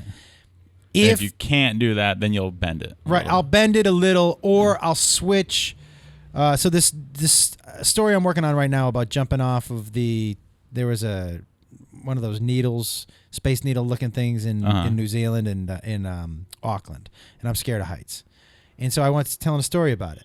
So I was stuck. The ending wasn't good enough, and I couldn't figure out why. And I was like, oh, there's a part that I thought needed to go in the middle that should go at the end. And I just lifted just rearranged it a little bit. Lifted 4 minutes up, and I dropped it at the end. All still truth, but this part just works better at the end. And so I think I felt that the first couple times I told it, but I wanted to tell it how it happened. And so it's really interesting that I just try to paint as much detail as I can because I want you to feel like you're in the story. And I used to be scared of the silence and the detail, but podcast has changed all of that. Yeah, people can handle it. They if you're interesting, they're going to listen. Right. And so that it used to be, hey, you have to have a joke every 15 or Someone whatever, told me that right? too about story. I forget which comedian said this, but they're like, if you tell stories, even if it bombs, but it has a beginning, middle, and end, it's interesting, they're in. At least it will be okay. You're going to get, people aren't going to tune out. If they're still quiet, they're listening. Yeah. And so, like, I was like, okay. And then I started to talk to people after shows because I'm doing a test. We do test audiences every night, but they're real audiences. Yeah. That's basically what they are. Yeah. So I would ask people in the audience in the meet and greet, hey, so that first story I told, yeah, what'd you like about that? And they'll tell me, what didn't you like? Did you think it dragged? Did you think it needed more detail? And if I tell a new story on stage, a lot of times my next 5 minutes are me asking the crowd questions. I need to know. I'm not going to shape automatically what I do because of what they say. But you're open to listening. If 10 people say the same thing. It's kind of when a comedian gives me a tag. It's like, I'll hear it. Yeah. I have no problem getting a tag. Yeah. I'm not necessarily going to take it, but if I love it. It could be great. Yeah. Like, why not? And so if 10 people in the audience say the same thing, then I'm like, okay. This is a good note. Yeah. If someone gives a note, I'm like, how many people agree with that? And if people clap, I'm like, okay. So like that's how I do it. I enjoy the story. Yeah, you already like the story because it's real. I like it. And so then I experiment sometimes. After I experiment with the story, I experiment of when I want to stand behind the mic, when I want to sit on the stool, when I want to take the mic out. The mic out of the stand to me in my stories means action. That means I'm moving. But I don't move unnecessarily anymore. I used to mic out of the stand to the side, move. Pace around. Yeah. But it was one thing. Too much of me just pacing. Yeah. So then I did an entire year, dude, of just standing behind the mic. Wow. Entire year. I So never took it out. Comedy's like a science for you. I took it. I did an entire year of just sitting on a stool, and then I had always just paced, and then I pieced it together. I'm like, which part of the story works better behind the mic? Which part works better on the stool? Which part works better pacing? And then I put it together, and then there's my story. But like, and now I've done it enough where I can kind of feel it. Yeah. I can kind of feel it. Some parts of the story that you're telling need stillness. Right. When you're pacing, it's taking away from what you're telling them. Some of it needs stillness. But when you're talking about a part of the show that has action, I like to give them some action. And when you sprinkle in the action, they like it more. It's like, oh, or it might make it funnier. I feel like I'm learning something. But you know, now. it's just for me, man. No, yeah, but some of it makes sense. Some of it's like, Marin sits on the stool the whole time. right. But for me, I like you. You know how we talked earlier about the idea of it being a show? Mm-hmm. So for me, what makes it part of the show is variation. Sometimes he's loud, sometimes he's quiet. Right. He's on a stool. And you have like a plan. When there's movement in the story, I'll be moving. Yes. When you just need to listen. When I want to make a point, the mic is coming out of the stand. There's no doubt about that. And so, it's true. Like when you're standing behind the stand or sitting on a stool, your energy is going to be lower automatically, even if it's just a little. 100%. But that's the thing is you can also, when you take that mic out and get a little energy in there, your joke is going to be funnier. Right. You're lifting them up. But I think to take them on the ride is better. I used to just come out energy at a 10 and do a 10 for an hour. Yeah. And I had a good friend of mine go, hey, it's too much. Right. It's too much. Right, because you can't, you can kill for an hour straight, but you know what I mean? It's like you want there to be a little bit of a lull so that you can get them back up to the 10. Like that's the fun part. 100%. If you're at a 10 literally the whole time, it's like. There's no breather. Yeah. And it's too much for, and I agree with, you also like, I used to be scared to bring them back down. Because I'm like, I'm never going to bring him back up. It's over for me. I'm going to have to blow Robert Kelly. You know what I mean? But it's when you start to trust yourself and yeah, you know you're funny. You've done this joke 20 times, exactly. 100 times. And trust the crowd, by the way. You at some point you have to trust the crowd that, okay, this isn't a bunch of fucking dummies. I can bring it down for a little bit and not have them start to finger their own assholes. Do you know what I mean? Like, yeah. It's true. Okay, there's 2 more segments to this show. Is there really? I'm excited. One segment is just the name of the show. It's Unlicensed Therapy. So something you should know about me is I am really knowledgeable and smart. The smartest, but I know everything. Okay. Literally everything. I'm almost perfect. I'm closest to perfection you've probably ever met. As far as your brain? Just yet, almost everything. I'm really funny. I'm decently good looking. I'm not fat. I'm knowledgeable in every topic. Okay. There's a couple things that I would contest, but go ahead. I don't. Yeah, but you'd contest incorrectly because I'm the best there is. Okay. And I could help you in your life if there's any issue. Everyone's got problems. Mm-hmm. Even I got problems. Chris Rock's got problems. Everyone's got problems. If there's any issues in your life that I could help you with, okay, this is your chance. Sometimes, especially in this town, I feel like the fact that I'm a nice guy is perceived as weakness. Like you can show up late to my podcast. You can, do you know what I mean? Like, well, they'll at least know you won't get mad. Type of thing. That's not right. So sometimes I feel like my niceness is seen as weakness, which is not. I just feel like it's a much better way to go through life arms wide open. But lately I've been questioning that. So obviously, I'm not going to tell you I don't think you should be as. I think being nice is awesome, and it's one of the people that everyone loves about you. Like I remember, me and Theo walking away from hanging out with you in Australia, and he'd go, "God, Josh Wolf is so cool. He's so nice. Like I just love being around his energy." That's so nice. I think that's a great quality that everyone says about you. That being said, for example, you brought up late. People could show up late. You have to figure out where those few instances where being nice does hurt you, and then you could work around that. So if being nice makes it so you notice that people might show up late to your stuff more than they would something else, you could reaffirm that, hey, the podcast is this time. Please show up on time as we run on, Yeah. You could still be nice, but reaffirm, please, not that you were going to be late, but please show up on time because I have the producer there at that time, and we can't run late. That's a really good idea. I think I am going to start sending that out, just to kind of. That might not, and to be honest, the late thing, that might not even be because you're so nice. It might play into it. I'm not saying it isn't, but people just show up late in LA, especially the traffic. They show up late to Rogan's podcast? Good point. I always said to my kids, right? Like, I'm asking you to do something. You're willingly ignoring it. Right. If you show up late, it's definitely not your priority number one. Because if you have a giant audition. If I said there was $1 million waiting here for you, yeah, you'd be a half an hour earlier. Yeah. So you're okay. You won. Yeah. That's so true.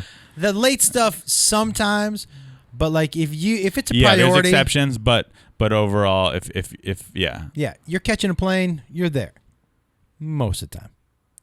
All right. So then there you go. Just that reaffirming text. It's a good one. I like that. Yeah. Okay.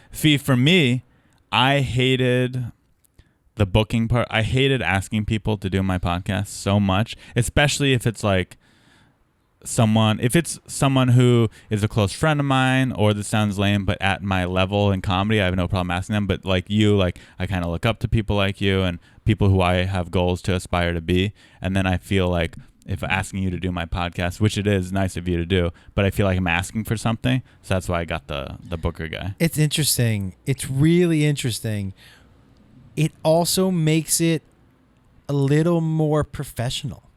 Yeah. When I got the message, I'm like, oh, okay, he's got a producer. Okay. Yeah. Like, you know what I mean? Help. Yeah. It really, honestly, you could have called me also. Right. So but it does add a level of professionalism. Until you see the garage. You're like, oh, it's in a garage. Yeah. I'm surprised 2 Jews in a garage. Nobody's tried to put some gas in here right now. I got to be careful. Let's check. But yeah, so that's why I did that. But it's nice to know that adds professionalism. It definitely does. It definitely does. And that in your booker, whoever that is, Marco Polo. I was gonna say he lives in his car. Does he? Yeah. Super professional. Yeah. Marco Polo? That's what he goes by. And do you pay him gas money? I do. Well, he doesn't even come here, so I'm paying gas money, but I pay him. I have no problem revealing all my secrets. Except how many girls you've slept with. Except for that, true. I pay him $30 a guest to book, and he has to do the scheduling, everything. And contact them. Do you give him the list? Or does he? It's a combination. I give him people I want, and he sends me people, and I highlight. We have a Google document that we both have access to. Yeah. And anybody have stars near their names on that document? With stars next to the guests I made come. Yeah. Josh Wolf, 2 stars, 2 asterisk stars. So I put down the people I want, and then he'll add a bunch of names, and I go through them, and if I want them, I'll put them in green. If I don't want them, I put them in red. And if I'm like, maybe down the road indifferent about them, I leave them alone. What would make you not? Is it a personal thing where you're like, I know that fucking person, I don't like Sometimes it'll be a comic where I'm like, they're not talented and funny. I would never say that to them, but that's how I feel about them. I'm like, I don't believe in their comedy. I don't like them. I don't like their comedy. And I'll put that in red. I don't want them on the show. Or sometimes I just have no idea who they are. And I'll look them up, and they have like 500 followers. They have no content out there on the internet, and I'm just like, what am I going to talk to them about? Right. I don't know them. They don't have anything I could. Yeah. So it's a combination of those two things. It's interesting. Do you ever have anybody on just because you're like, I think this person's interesting? Oh yeah. In a weird kind of. Oh yeah, for sure. To be honest, most people I know in life are comedians. I'm obsessed with them all around all the time. I don't have a normal job right now, so it's like. It tends to be 90% comedians, but if I meet someone who's fascinating, I'm like, you got to come on the podcast and talk about that. Yeah. Sure. You know, the other thing I love about podcasts is that you don't have to be famous for it to be a good podcast. No, everyone's got an interesting story. Yeah. Not everyone's a good talker. So sometimes I'll have someone on because I think they're interesting, and then they'll get here and I feel like I'm prying at them because they're just nervous or whatever it is. They're not used to podcasting, so that can be an issue. But if they're comfortable, I believe every human being has something that happened in their life that would make for a great hour of talking about. I agree. You know, for me, the hardest part is always people when you think they're gonna be great talkers, and it's pulling teeth, where you're getting Yeah. one-word answers. I've had a couple porn stars on here Yeah. because I'm a fan of their work. Yeah. Whose work are you a fan of? Well, the porn girls I've had in here have been Jillian Jansen, Jennifer White, and Kristen Scott. Those are the three. And what is it when you become a fan of their work? What is it that you like most about them? And do you tell them I'm a fan of your work? Marco Polo tells them.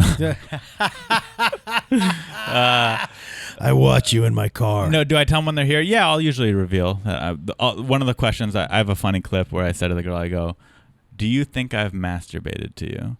And then she goes, "Yeah, you probably have." And I go, "That is correct." And then I move on to the next question, and I just have a 20-second clip of that.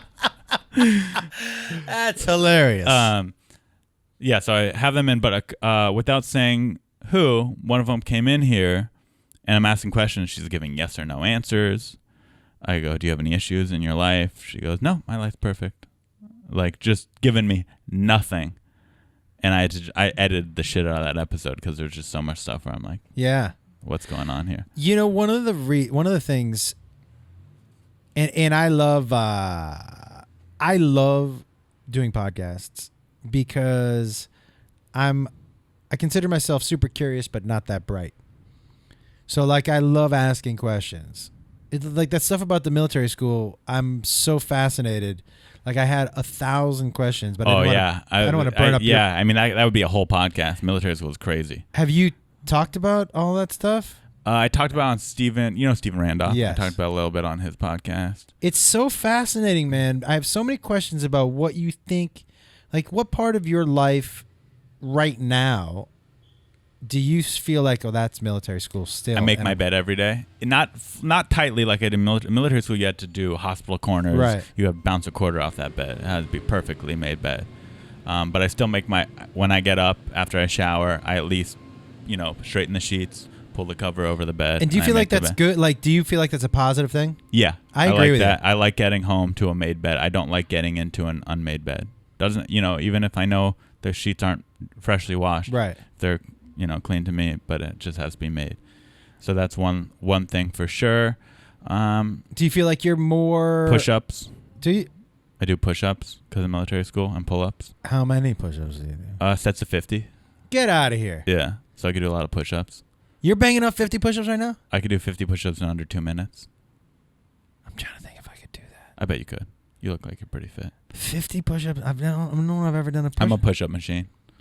Yeah. Get the fuck. Pull-ups. I could do 15 pull-ups. No. Oh, Yeah. Hold on 1 second. No way you could do 15 Yeah, push-ups. I don't look like it. I've let myself go, but I could do push-ups and pull-ups. That is crazy. So that's from military school. I like military culture. I think I have more American pride because of military school. That's interesting. I support the troops more than I did. I have a more higher love of guns. I'm a gun owner. Have been since then.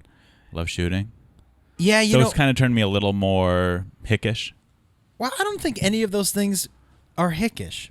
Maybe a little more Midwestern. Yeah. I mean, it's a little less. I'm a little less liberal. Yes. Yeah. But you know what's funny is I don't know why it's so crazy. Like, I don't know why guns and patriotism seem to be linked together. Like what you just said, like I'm more American, but like I don't know why any of those traits have to belong to a certain party.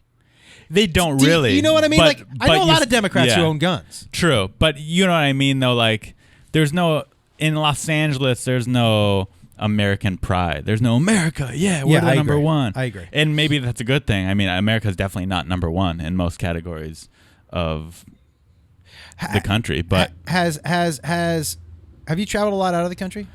a fair amount. I've been to Europe. I've been to Australia. I've been to Mexico, South America. I think Canada. I think you should have, like, I know it costs money and all that, but traveling to other countries is so good for Americans. Oh, yeah. Especially the ones who are like, America's the best. You go, Yeah. have you been anywhere else? I go, no. Yeah. Okay. Just well, go, this last trip to Australia and New Zealand. It's a better country than America. For sure. I would Undoubtedly. I'm going to tell you right now, if someone was like, hey, you have to move give me your top 2 choices. I'm like, right now, Australia and New Zealand. It's incredible. No brainer. It's cleaner. The people are nicer. They have more money. The How country is good nicer. was The the sidewalks are food wider. in Melbourne? The food's amazing. Like literally, it's better and seems to be better in almost every way. It was so dude, New Zealand. Did you guys go? We didn't go to New Zealand. I wish. My God. We got there a week early. Theo went to Bali, and I was gonna go on a little vacation too. And I was debating between New Zealand and Bali. I chose Bali, so I went to Bali too. But you went next with your. time. It's good to go with Oh somebody. yeah.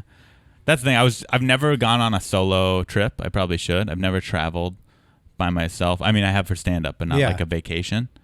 And I got a little scared and I didn't do it. I'll tell you something, man. You know, this trip that I went and I did almost 3 weeks by myself, and I was really scared as a fucking grown up. I can't believe I'm admitting this, but it's not like a scared like something's gonna happen. You're just I might get a little lonely. You're by yourself. Yeah. And there was a lot of things like I'm doing stand up for the first time. They're coming just to see me.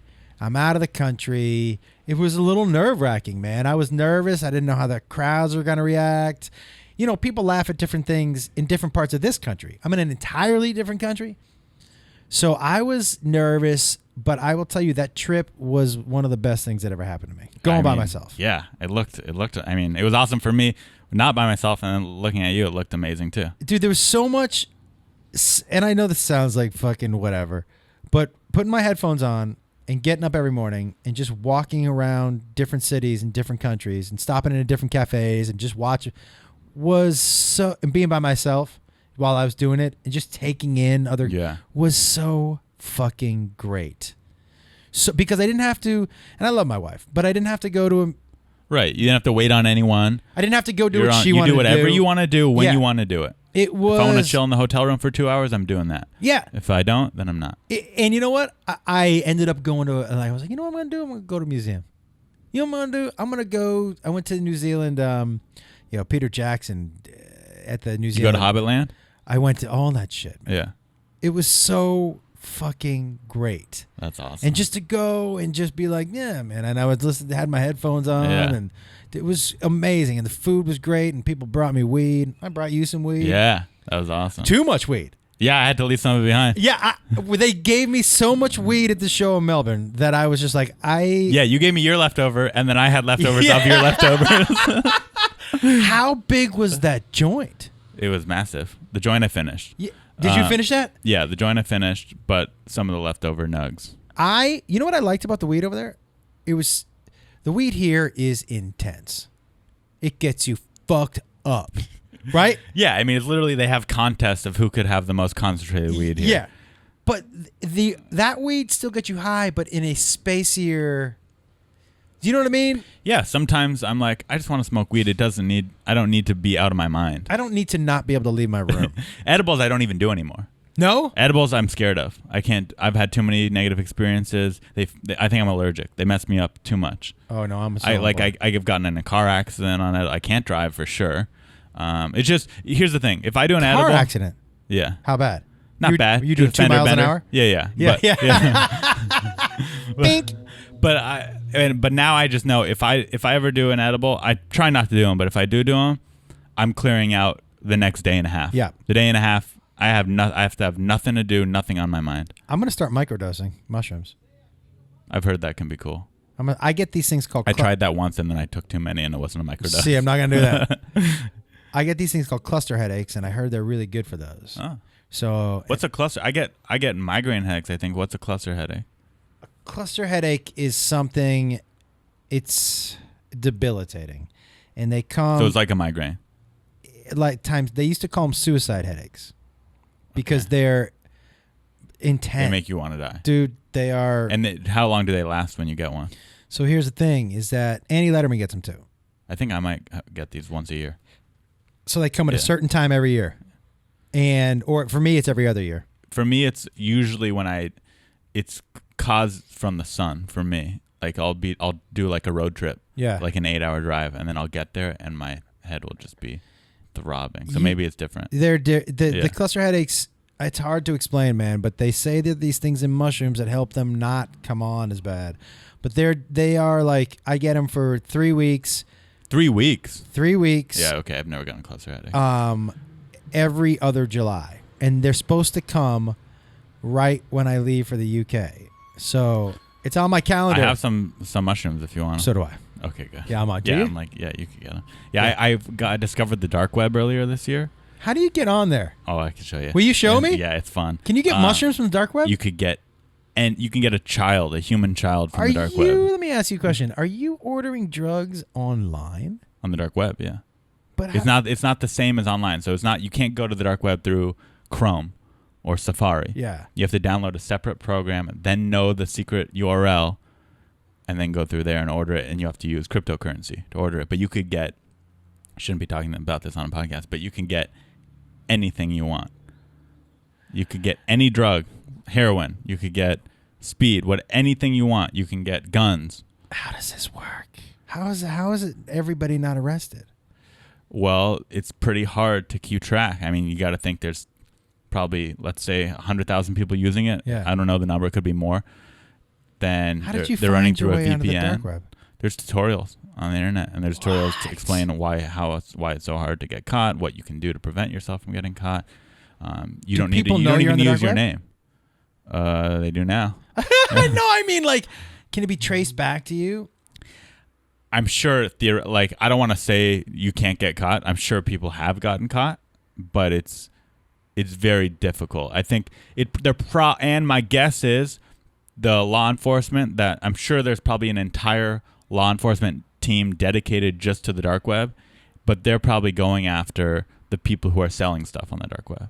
Because if there's so many people using it, they're not going to go after me who's buying a tab of acid on the dark web. What are the things that you buy on the dark web? I personally have gotten pure Colombian cocaine. I think it's funny that you won't do mushrooms, you won't do edibles, but you're doing acid. I don't do a lot of drugs, right?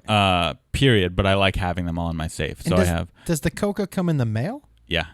Okay. You could pick the address. You could pick the name it gets shipped to. It comes. So I got some cocaine, some pure DMT, some Molly. How was the Molly? Amazing. Was it really? Oh yeah. And you could get pure Molly in the rock form and make it yourself, or you could buy pre-made like pills. There's all sorts of methods. You could get DMT spray. They have like everything you can imagine. You can get weed, you can get mushrooms, you can get ketamine, you name it. Any drug you want, you can get it. Okay, outside of drugs, what can you get? Guns, human trafficking, credit cards, like stolen credit card. Credit stuff, cards? Guides on how to grow mushrooms, just literally anything you could think of illegal, you could basically get it on the dark web. You can sell people on the dark web? Sad. That is child porn. Everything. Terrible things. Crazy. Terrible things you can get on the dark web. All right. Well. But it's in categories, so it's not like you have to see that shit. Yeah. So you choose the drugs. But yeah, that's pretty it. Okay, last segment of the show. By the way, if you're listening and not watching, I'm blown away. Like, if you're watching, you can see that I am pondering how I'm going to get on the dark web. Oh, it's easy. When I first discovered it, I was obsessed with it for weeks. Did you deep dive? Oh, I took a deep dive. I was ordering too many drugs that I didn't even want. I was just like, it was crazy. Because the crazy thing, it's safer than a drug dealer too. Because a drug dealer, even if they're your friend, even if you were my drug dealer, you don't really necessarily know where everything's coming from all the time. You're getting the drugs from a guy and then selling it to me. This, you know. What do you know? You're ordering it from a faceless. So this, they tell you. They have Yelp reviews? Yeah. Great weed. They have thousands of reviews. They tell you, they have pictures, detailed pictures. They tell you exactly the source and the specs. So if you got weed, it says, is this percentage THC was grown at this country. It was just all the details. The cocaine is 90% pure. It's whatever. Because here you get cocaine in LA, you don't know what percentage of cocaine's in there. You don't know what it's cut with. This is all, it's like specs and then 1,000 reviews. I think it's funny that you think people are just telling you the truth online. Well, they can't leave fake. You can't have fake reviews on there, or I don't know how. You figure. Right. So it's like, yeah, it's not foolproof, but I trust it more than I would trust Joe Schmo here in Los Angeles. So yeah, of course there's still risks. Yeah. You don't know. Even they might have done 1,000 amazing batches and then you get the bad one. Who knows? But I trust it more than just a random person here in Los Angeles selling drugs for sure. Wow. Okay. So it's we're gonna have to talk about that. Yeah. Okay. So this is a call. People call in. They leave voicemails. Uh-huh. Not necessarily to you, Josh Wolf, but to the show, and they're asking for advice. So we're gonna give them advice. So this is from Daniel Heaton. Hi, I'm Danielle. Danielle. And I'm just calling in. I have a friend named Katie who I've been friends with since we were in high school. And she always seems to be one of those friends that the world is against them and everything is not her fault. It's, I don't know, everyone else's fault, or, you know, she's always in relationships, in and out of them. And I guess the relationship I have with her is something very similar to that of, I would say, like a leech, because it feels like she's always sucking my energy out. But it's really tough because we've had this, you know, really great friendship in the beginning, and there's like moments where it's still really good, but it just feels like overall, every time I talk to her, it's so draining. And the last conversation I had, she basically just admitted that she's not very interested in, you know, asking me questions about normal things like, how are you? How's your work? How's your day going? You know, what's your favorite book you're reading? Whatever. She just wants to talk about her issues and have me listen. So I've now become her therapist, and it feels like I can't get out of it. And she said things to me, you know, very serious things like, I've contemplated, you know, committing suicide, and I feel really depressed. And so I feel like I have to listen and support her. But at the same time, like, she never asks about me or how I'm doing. She just always assumes the worst as well. And like, she doesn't ask, she just tells me like, oh, I see you're doing this. Like, it must be really hard. You must not be liking it. And it makes me feel really unsupported, and I feel trapped because I feel like if I, you know, end the friendship, because that would be what's healthy for me, I feel like I don't know what she's gonna do, and I feel just really torn. Like, I want to help her and be there for her, but at the same time I feel like she's... Hey Danielle, maybe the reason she doesn't want you to talk is because you won't shut the fuck up. That was the longest. You just stopped it early too. You just repeated the same 4 things. Listen, here's what I would say, and I really believe this. Friends and people sometimes are just supposed to be in your life for a snapshot. That doesn't mean they're... Think about all the friends that have come in and out of your life before and will come in and out of your life after. Some people serve a purpose for a certain amount of time, and then everybody grows.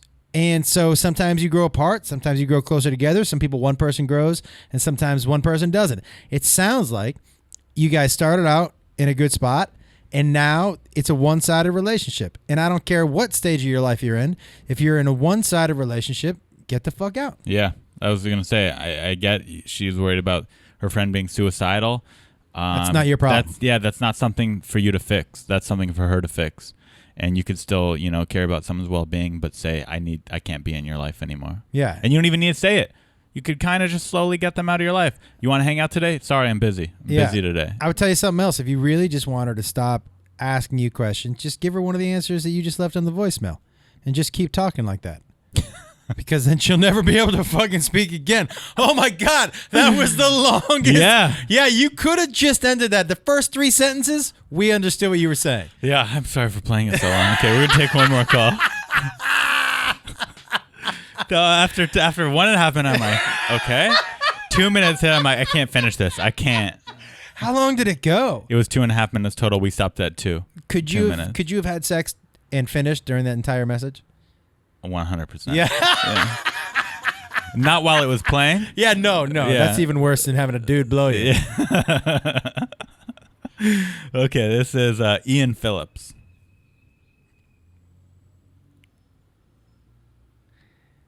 Hi, my name is Ian Phillips, and I'm calling in because I'm realizing that I have really bad anger issues. And it's not something that sounds like affects most crazy, parts of man. my life. Like my relationship is great with family, with friends. Everything's really good. I just have this like unqualified irrational anger about things sometimes.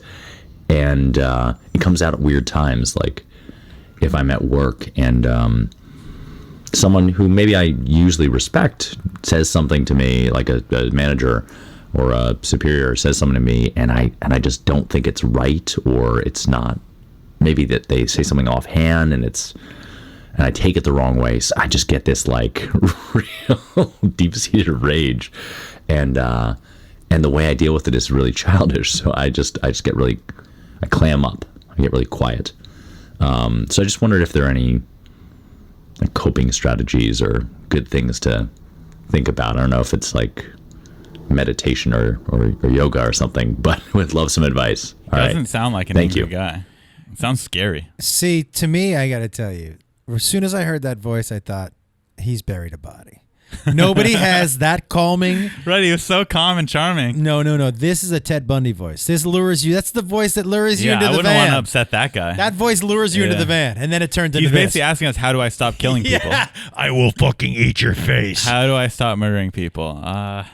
You know, there's a couple things. So basically what he's saying is I'm a passive-aggressive guy who, and when I get mad at you, I don't talk. That's what he's saying. Yeah. So I can't see how that's good in your relationship. That seems, it's Seems very unhealthy. yeah, but he's saying he has a great relationship, which doesn't make sense to me because I can't imagine you're that way in one part of your life, And not that way in the other. right? Right. So if that's how you act when a friend upsets you, when a lover upsets you, you're going to do the same thing. Yeah. You're not going to talk to her about your feelings and yell at her if you don't do that to other people. Yeah, you know, and I'll tell you, I had some issues, some passive-aggressive issues in my life. And at one point in time, you know what I would do is, I am a bit of a gym rat. Okay. And I go to the gym, and every day I go to the gym, I pick somebody in the gym to Did you go to the hate. gym earlier today? I did. Wow. I pick somebody in the gym to hate. And for whatever reason, whether it's their shorts or their fucking hat or something. And I just get out an hour of bro rage. And every now and then I just need to get out more rage. I'll just look at this motherfucker. Whether they're dancing in the gym or singing, like the person who sings in the gym, I hate you automatically. And it's good for me. I actually have had a guy come up to me at the gym at one point and be like, hey, do I know you? Because I keep aggressively staring at me. and I was like, what's that? And he was like, because you're staring at me in a weird way. And I told him, like, hey, man, don't take offense to this. But I hate you.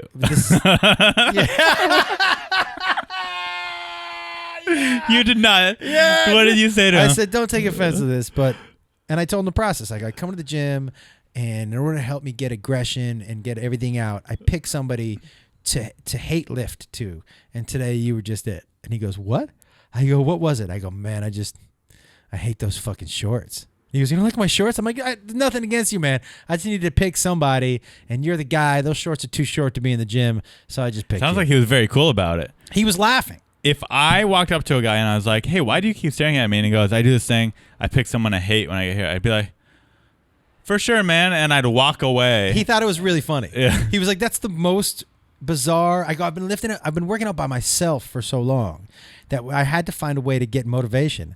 And then it just started to be every now and then I would need motivation. So I'd look at somebody and pretend like I hated them. And then now I just walk into the gym, pick somebody I hate, and I go, that's it. And then, so when you pick someone you hate, do you follow around like where they go in the gym so you could exercise near them? Or do you pick different people when you exercise in a different part of the gym? So if they leave or I'm in a different part of the gym, I will either be mad like that with that mother, he couldn't even be around. Like I make up more reasons to hate him, or I just find somebody else. That's what else. Yeah. It'd be funnier if you followed them around the gym and Hilarious. you did your workout according to I just what worked part out. of the gym I worked they in were on whatever machine they were working in Yeah, on, yeah. and just stared at it when I did it. Yeah. You're a psychopath. You and Ian have a lot in common. You and this last caller. Well, it's but I'm not passive aggressive Right. anymore. Like if I don't like something, I will tell you in my own, like in a nice way, but I'll tell you like that. Like last night on the show Control Chaos, I had to tell somebody during the show, you are going to have to shut the fuck up. Are you allowed to say who? Yeah, it was because it shows up. Yeah. But I had to tell Annie Letterman twice, hey, You're talking too much. you have to shut the fuck up. Shut the fuck up. She just took control a little bit too much. Well, no, Right. you know, What was it? all the mics are open. Right. So I don't have we don't have somebody switching audio or turning mics off. Uh-huh. So when you talk over somebody, and I try to release it as a podcast, Yeah, it ruins the podcast. it ruins the podcast. So live, it's one Oh, thing. so she was having like side conversations, you're saying? Yeah, but also she could not wait to get jokes in. She's super funny, by the way. Yeah. Annie Letterman, one of my favorite people. I'll always have her on anything I do. But she was so excited to get. She was hyped up this night. So excited to get jokes in. She kept throwing in, and I was mad for two reasons. One, you're stepping on somebody else, but two, your jokes are so good. Let's hear them. But I can't hear them if three people are talking. Right. So I had to tell her to The shut. timing wasn't there. And she was on with Thomas Dale, and they're good friends, so they had a lot of great chemistry, but it was just too much. Yeah. So I don't have a problem now, but I still pick out people to hate. I don't have a problem now. Right. And by the way, this is not a knock on Annie. One of the things that makes her No, great is just that she's got great She jokes. was really funny, and she Yeah. tonight was maybe a little too funny. Yeah, she just got great jokes that she Yeah. kept wanting to throw in there. Yeah. You going to come on the show? Yeah, anytime. That's great. Thanks for doing this podcast. Dude. It was a lot of fun. Check out Josh's podcast, Controlled Chaos, Yeah, on All Things Comedy, right? We do it live.